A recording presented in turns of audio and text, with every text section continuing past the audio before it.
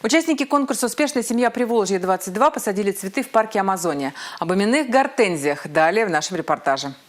Говорят, совместный труд объединяет. Парк Амазония объединил 14 семей Приволжского федерального округа. Каждая посадила по одному цветку гортензии. Дети наравне со взрослыми. Ну, эмоции, конечно, большие.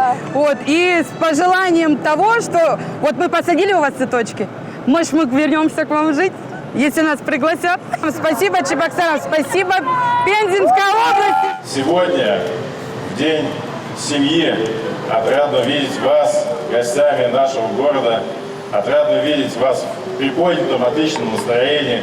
Участники отметили, что главные цветы для них – это, конечно, цветы жизни – дети. Лучше всего всех членов семьи может сплотить совместная работа. При подготовке к конкурсу участники вложили много сил и стараний. Представители Чувашской республики, семья Подиаровых-Прокопьевых, многодетная. Они завоевали победу в номинации «Моя семья, мое богатство». Я открыла в своей семье еще с одной стороны новое, прям единение, и стойкость. Вообще дети большие молодцы. И это испытание, сплоченность мы прошли на все 100. Занял свое место в аллее и куст гортензий победителей конкурса семьи Алыховых из Ульяновской области. Уже через год эти кусты станут сильнее и больше, так же, как и каждая семья, которая вместе проходит все испытания. Алексей Иванов, Игорь Зверев, Республика.